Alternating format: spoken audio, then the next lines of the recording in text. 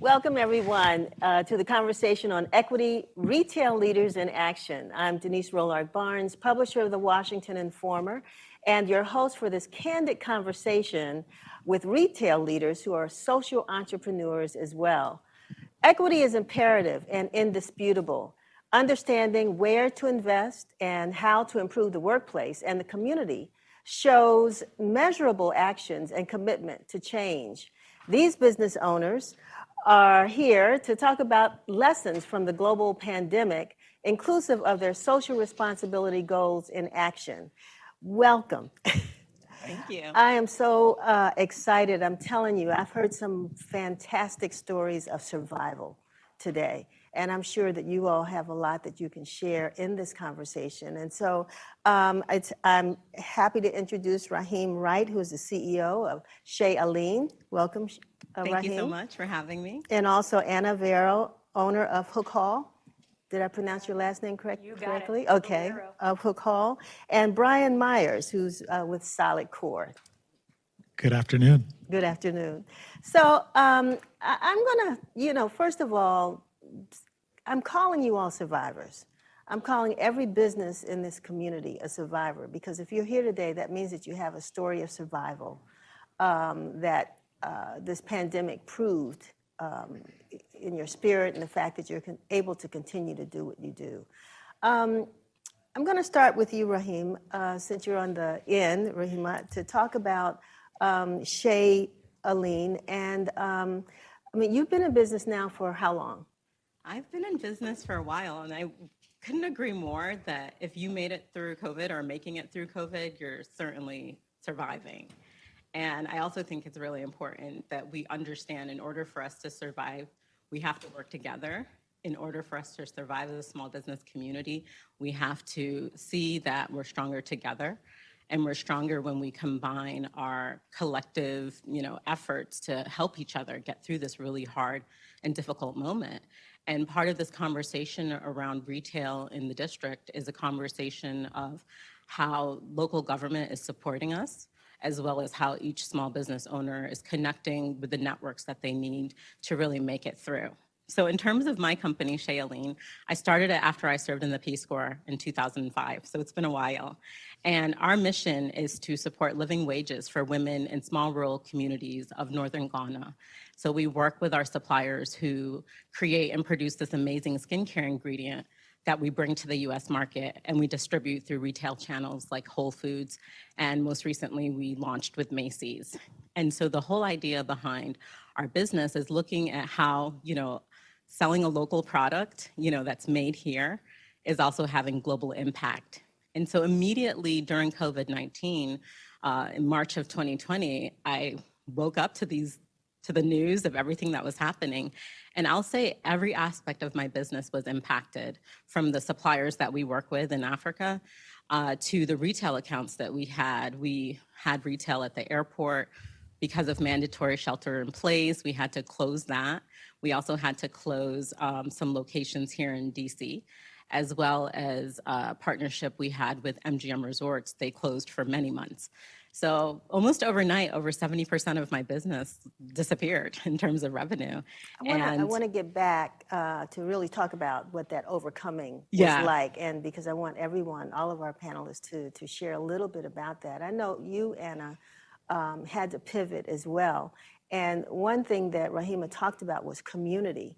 And you and Bryan talked about, yours was a global community, Rahima, and then locally. What you tell us about your business, but also, how you had to pivot and think about either supporting your employees that, workers who were not your employees, and the community that you felt as though you had to serve. Talk about that. So Hook Hall is what we call a community gathering space. But most people know it for our pop-up experiences and it being just a really great place to come and have a cold beer. But for us, at a time where we had to close our doors as well, how we were faced with the question of how can we continue to serve the community, even though we couldn't bring the community within our two front doors. And so for us, it was very much about partnership. And so, as part of the hospitality community that was, hit hardest and the fastest, where in DC, 1 in 7 workers in DC works in hospitality. And that's just an astronomical number of folks who were suddenly impacted overnight.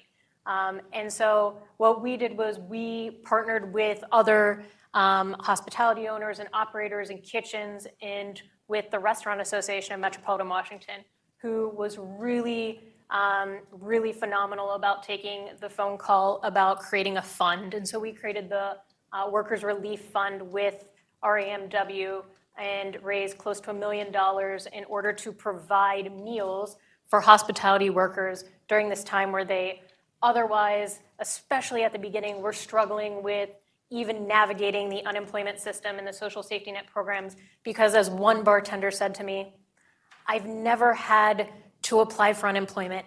In DC, I always just found another job. And so also helping them navigate some of the emotion that goes along with that, even for some of our own folks who were struggling with, some of the shame and the stigma associated with they need to take the free meal. And so I think that partnership is a really key component to how DC is coming back stronger than ever. I know for us, it wasn't just about the partnerships around the Workers Relief Fund and how we could come together in order to provide meals and resources. It was also about how could we, Hook Hall is based on Georgia Avenue, and how could we partner with other local businesses on Georgia Avenue, especially those that weren't able to reopen as quickly as the hospitality industry could. So how could we partner with the yoga studios and the fitness studios and the other places who desperately needed safe outdoor space? And we have a very large garden space. So how could we partner with them to provide them with free or highly reduced space so that they could continue to activate and build community for their own groups? And so I know that for us, it was a way for us to really feel like we were leaning into our values of the fact that we are stronger as a business community and as a retail community together. How could we partner with, at a time where during the holidays, so many of the festivals and markets that a lot of local artisans they no longer had access to, they weren't available. How could we provide that space for them to still sell their retail goods in a way that was, again, safe, but in alignment with how are we all just gonna, the goal was not how does anyone thrive? It was, to your point, how do we all just survive to get to whatever the other side of this is? Right. There's so many linkages, and there's a theme I'm hearing, but I'm going to address that in a few minutes. But Bryan, Solidcore, this is a place where people actually come to build strength in order to make it through times like this, and then here a pandemic hits your business. Tell us about your experience, your business, and then the experience. Absolutely. So Solidcore, we operate a chain of boutique fitness studios based on the principles of Pilates. That being said, our spaces are much more than just a place for people to go to work out. They're a place where people gather and build community and connection with the fellow coaches that are there, the other people who are in class with them. And instantly, our business went from having its best year ever as the fastest growing fitness concept in the country to having revenue of zero. And we laid off 98% of our people. We went from a staff of over 600 to 13. And all of us took significant, 70+% pay cuts in order to, as you said, just survive. But in those early moments, the thing that became most important was leaning on our core values. And first and foremost, that core value of community that you've heard now a couple of times really was where we focused our energy. And so, we wrote letters to our staff members who we had to lay off. We, of course, supported them through the unemployment process. We wrote handwritten notes to our top clients just to check in on them, to say, hey, we are here for you. Because at the end of the day, Solidcore is about more than a workout. It's about that community and about building and supporting each other through these hard times. And that looked a little bit different in those early days of the pandemic, but we felt that was our role nonetheless. And I'm going to go back to the theme that I kind of heard through your experiences, the kind of businesses you all own and who you serve. And, Bryan, when we look at this through an equity lens, same thing with the rest of you, we know that this pandemic impacted some communities more so than others, right? So, Anna, when we're talking about the immigrant community that are really highly represented in the hospitality industry, I mean, Rahama, you were looking at, folks from the continent of Africa and Ghana trying to get their products out. And Bryan, you're kind of in an, we all would love to be, to go, to have memberships in health spas and all that. And we know that a lot of people from various communities don't have access. And your face there probably made the difference to let folks know, look, you're welcome, you can help. We want to help you. Let's talk about, the communities that you served and some things that you felt you needed to do to really reach out. And Rahima, I'll come back to you. Yeah, so I'm part of the small business community here in DC, Yeah. and in 2018, I started a program called the DC Pop-Up, where we would work with women and minority-owned businesses and give them the opportunity to get their products out there. And it was supposed to just be something that we did for the holidays, and we brought together 30 plus brands and curated a space on H Street. And then it turned into more pop-ups. We did one at the airport. We did a couple at the downtown holiday market, to the point of the markets being a great place for people to get revenue for their companies. And so with COVID-19 and everything that was happening, this community is women-owned businesses, minority-owned businesses, and we all know that we have a much harder time getting our products out there. If you're running a CPG company, it's almost impossible to get shelf space, and it's also really expensive to open up your own shop. And because of those barriers to entry, I started this program so that we collectively could come together, activate spaces, drive sales, and get exposure and marketing for our brands. And so one of the things we did last year is we did the downtown holiday market again, even though there were still a lot of questions around whether or not it was safe. And because it was an outdoor market, I felt like it was something we could do. And so we consolidated and curated this really great tent. And it was one of the huge drivers to getting people end of year sales for a year that was really hard for everyone.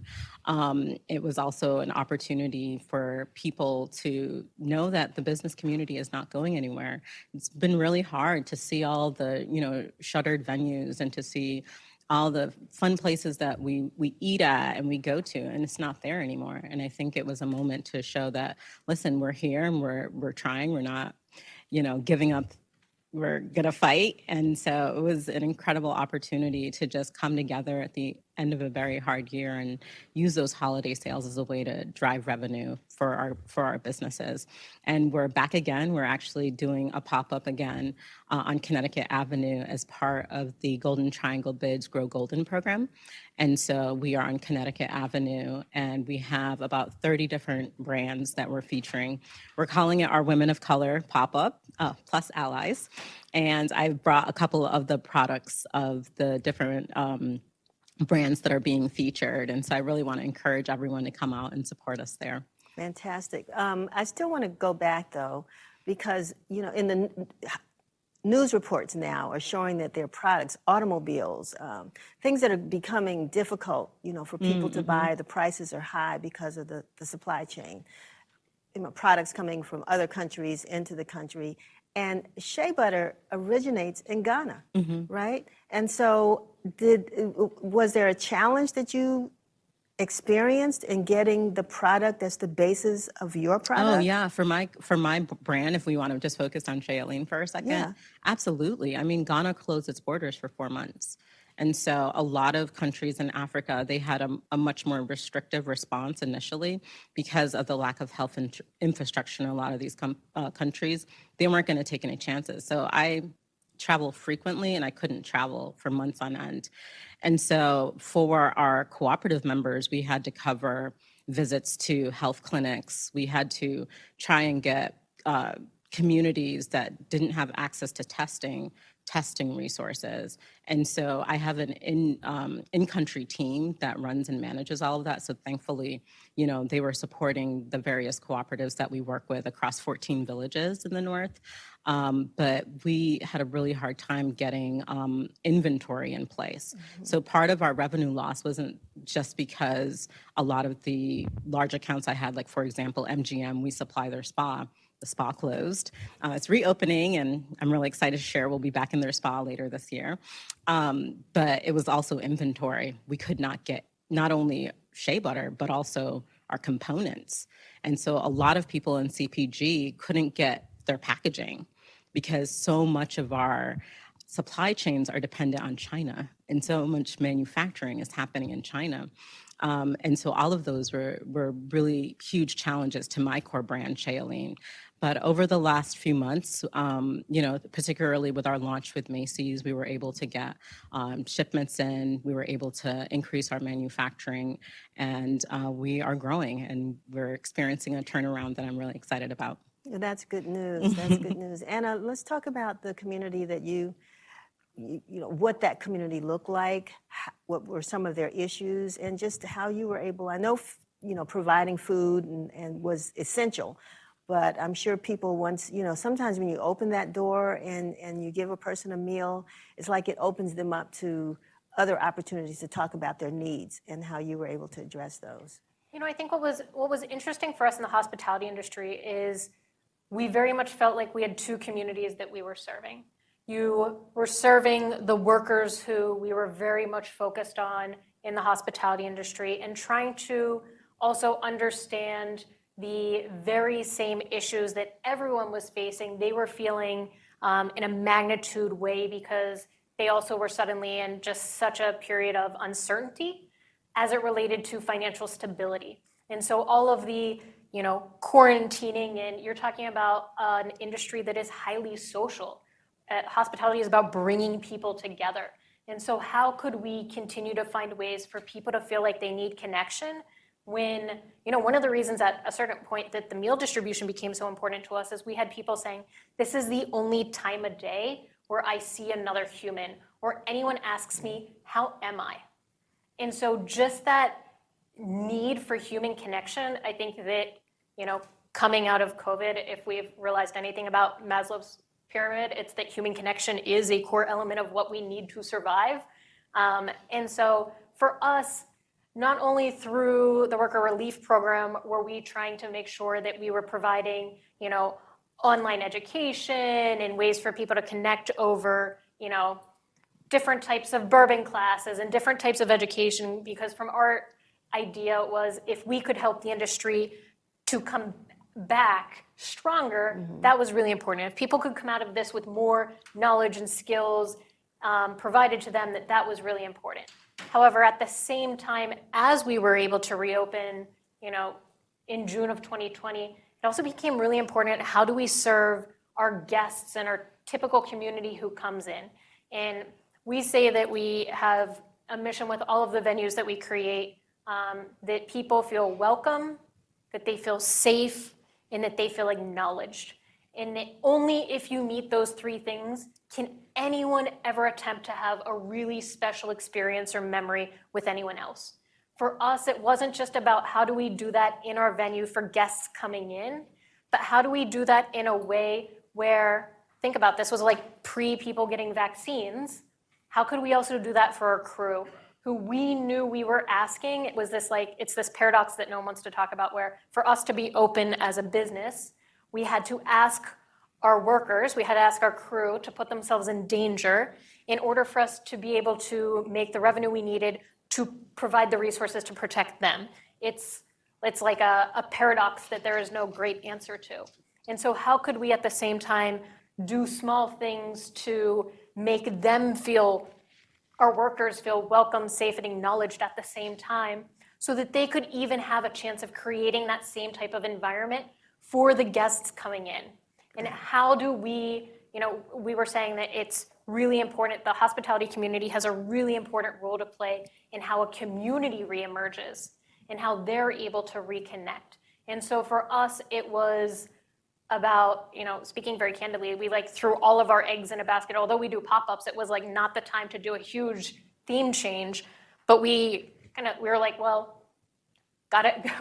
The community needs something to like get excited about and rally around. Right. And so how do you, you make some gambles knowing that you're doing it for sort of this other purpose and hoping that the community reacts and is able to embrace it in the way that you intend. So you have asked the question that I want Bryan to answer, and that is, how do you do that? And how did you do that?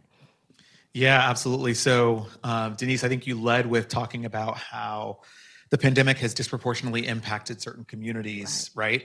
And, I will not sit up here and pretend the boutique fitness community is overwhelmingly rich and overwhelmingly white, right? And that was not the community that was most disproportionately impacted by the pandemic. However, what we thought was our mission at Solidcore was to make sure that that community understood the challenges that were being experienced by underrepresented communities and also played a role in helping those communities. And so the things that we did on that front, first and foremost, were around education. And so, we hosted town halls, we brought in, and we did these publicly, not just for our team internally, but publicly, with leaders of organizing organizations and philanthropic organizations in cities all over the country to talk about what was happening in communities of color, what was happening within the LGBT community, what was happening for women, particularly single women, during the pandemic. So started with education, but then really moved toward how do we mobilize these people to provide a set of resources for these communities as well. And so we amplified the work that these organizations were doing so that our clients could contribute directly. And then we also hosted a number of fundraisers, even as our business, by the way, was sitting at like 30, 40, 50% of what it was pre-pandemic. We were losing money hand over fist.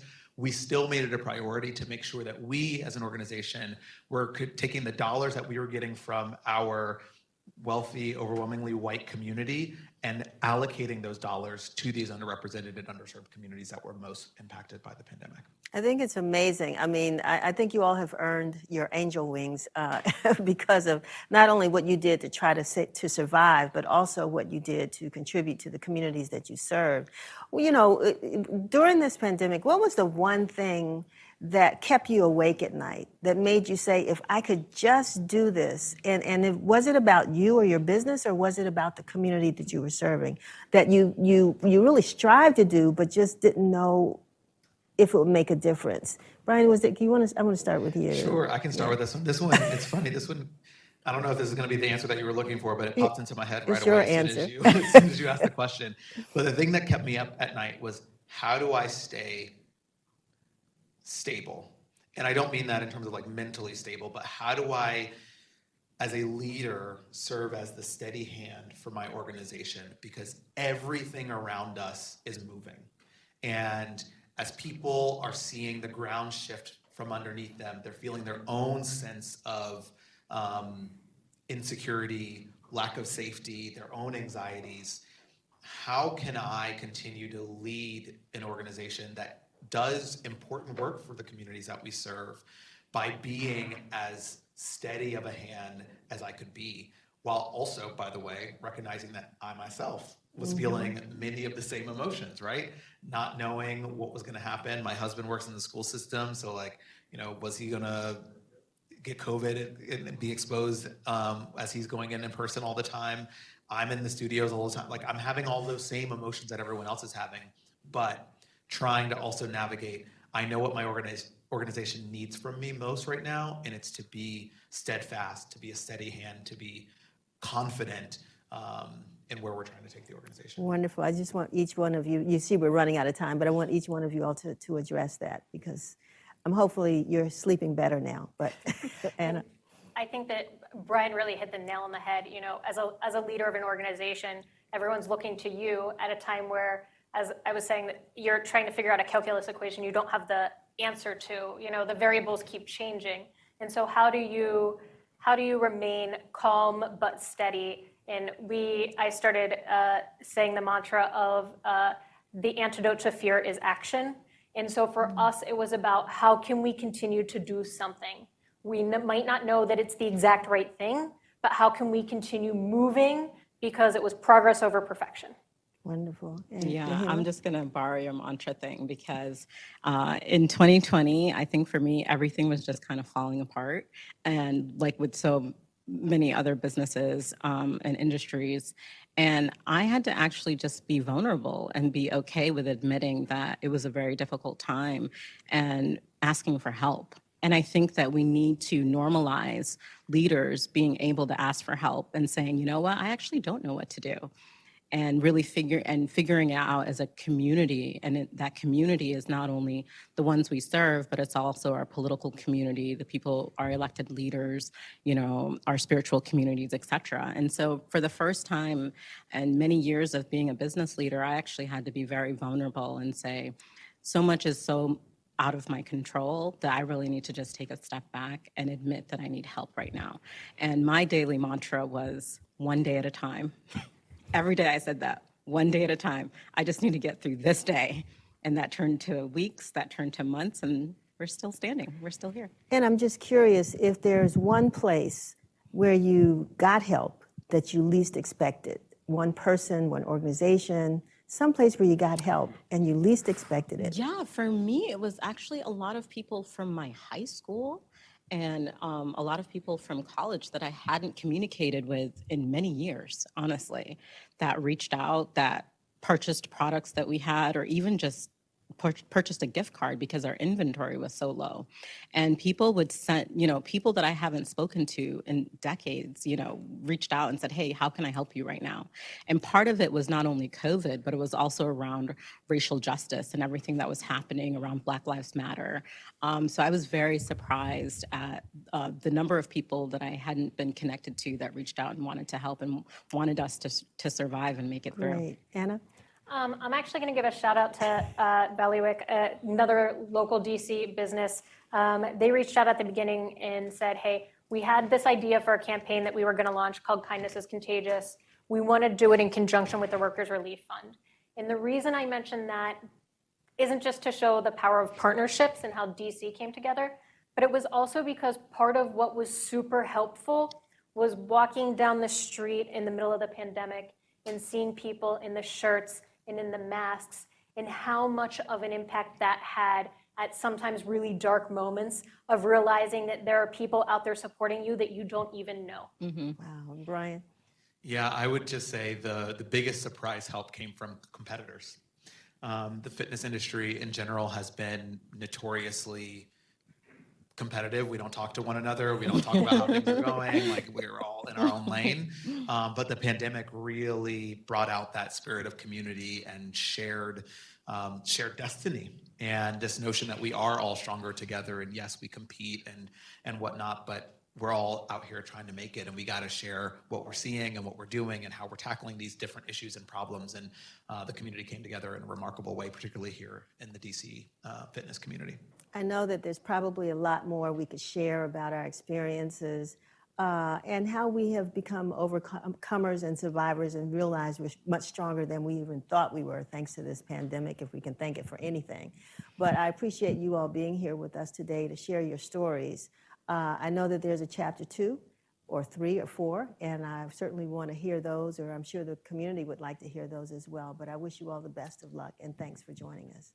Thank you. Thank you for having us. Okay.